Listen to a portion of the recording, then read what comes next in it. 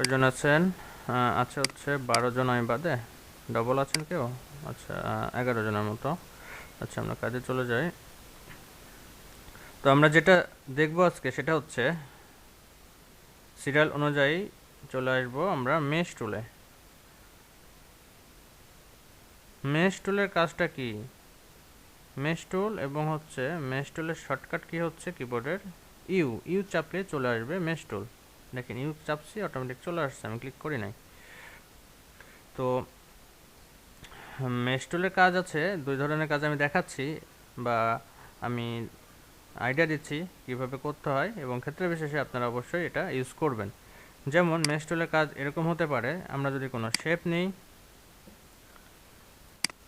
এটার কালার আমরা ব্ল্যাক করে দিই, এবং দেখেন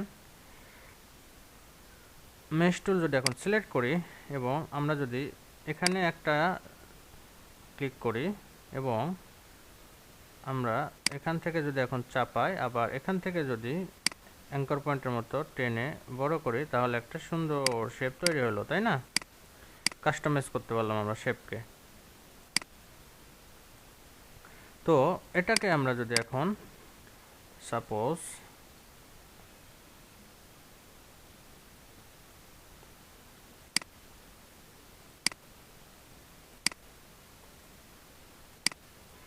এখন যদি আমরা অ্যারেঞ্জ সেন্ড টু ব্যাক করি এবং অবজেক্ট কালকে যেটা করলাম ইনভলভ ডিস্টর্ট মেক এটা টপ অবজেক্ট করি, দেখেন সুন্দরভাবে আমরা কিন্তু টেক্সটকে ডিজাইন করতে পারছি। মেশ টুল দিয়ে আগে শেপকে কাস্টমাইজ করে নিলাম, তারপর ইনভলভ ডিস্টর্টের যে টেক্সটকে সুন্দর একটা লুক দিলাম, তাই না? এভাবে আমরা কিন্তু ইউজ করতে পারি।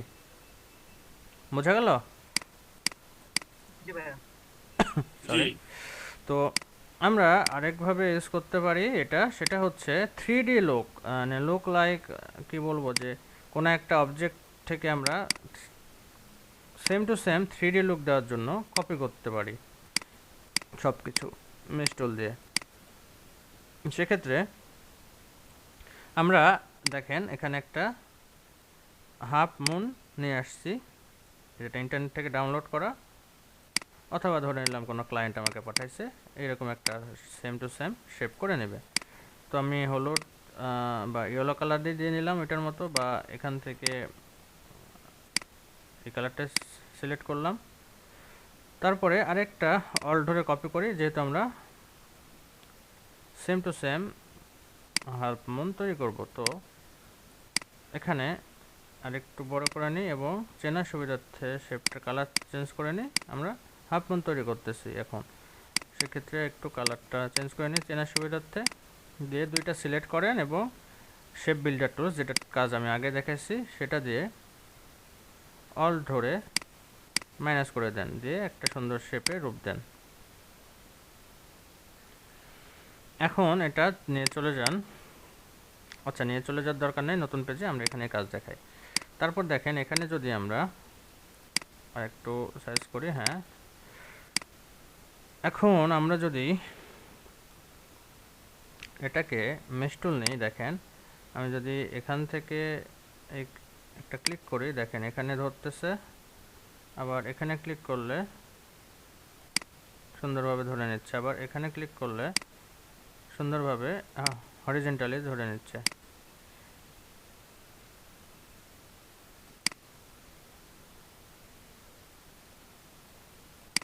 এই তো সুন্দরভাবে দেখেন আমরা লাইনভাবে ধরে নিল। এখানে একটা ক্লিক করলে শেষ লাইন পর্যন্ত মেশ টুল অটোমেটিক ধরে নিল। তাহলে আমরা এটা কেন নিলাম? এটা নেওয়ার কারণ হচ্ছে এখানে আমরা অ্যাঙ্কর পয়েন্ট পাবো মেশ টুল নেওয়ার পরে। অ্যাঙ্কর পয়েন্ট দিয়েও আমরা এখানে হ্যান্ডেল ধরে সাইজ করতে পারবো ইচ্ছা মতো। এখন এগুলো করার মানে হচ্ছে আমরা সেমভাবে সেম কালারগুলো এখানে নিয়ে আসবো, ঠিক আছে, 3D লুক দেওয়ার জন্য। সেক্ষেত্রে কী করতে হবে? জাস্ট অ্যাঙ্কর পয়েন্টগুলো ধরেন, জুম করেন দরকার হলে, যেই লাইনে সেই লাইনের অ্যাঙ্কর পয়েন্টগুলো ধরবেন। এটা এটা শিপ দিয়ে ধরতে থাকবেন।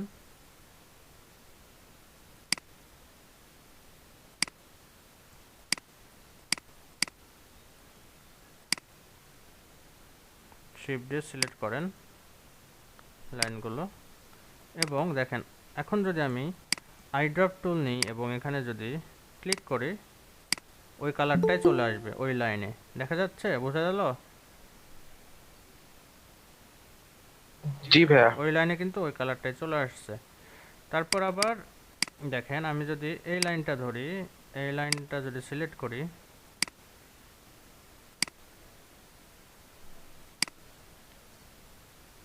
এবার আই ড্রপ টুলটা নিয়ে আমি চাচ্ছি এই কালারটা এখানে চাই, বা এই কালারটা এখানে চাই। দেখেন সুন্দরভাবে 3D লুকে কালার চলে আসছে।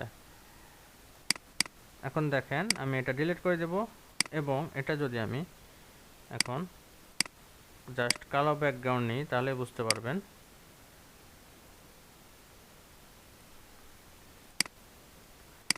ব্ল্যাক ব্যাকগ্রাউন্ড যদি ইউজ করি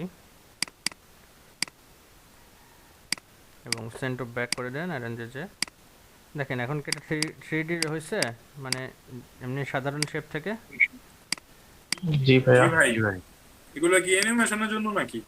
না, অ্যানিমেশনের জন্য না।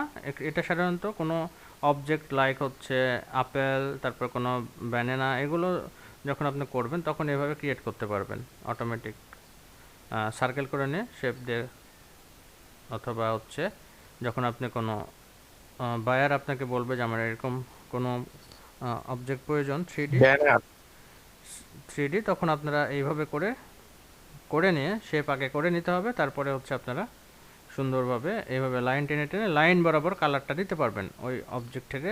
লুক লাইকস হচ্ছে অরিজিনাল, এক কথায় 3D। এখন কি দেখেন, এটা নর্মাল শেপ আর হচ্ছে 3D শেপ অনেক পার্থক্য না, অতি সহজে করা গেল। কি বোঝা গেছে সবার? জি ভাই। তো আপনারা এটা এখন ট্রাই করবেন, হচ্ছে আমি বলে দিই, সবাই হচ্ছে ট্রাই করবেন একটা ব্যানানা করার। ইয়েলো একটা ব্যানানা গুগল থেকে নামিয়ে নেন, দরকার হলে প্র্যাকটিসের জন্য নামাতে সমস্যা নেই। এবং ওইটা পেন টুল দিয়ে আগে শেপ করে নেন ওইটার উপর দিয়ে। তারপর ওইটা আলাদা করে মেশ টুল দিয়ে এইভাবে আমার মতো করেন, লাইন টানেন, টেনে হচ্ছে আপনারা ওখান থেকে আইড্রপ টুল নিয়ে কালারটা ফিল্টার করেন। তাহলে দেখেন ব্যানানার লুকটাও সেম হচ্ছে আপনার অরিজিনাল মতো চলে আসবে। অথবা আপেল করতে পারেন, ট্রাই করেন, ট্রাই করলে শিখবেন, কাজ সেম।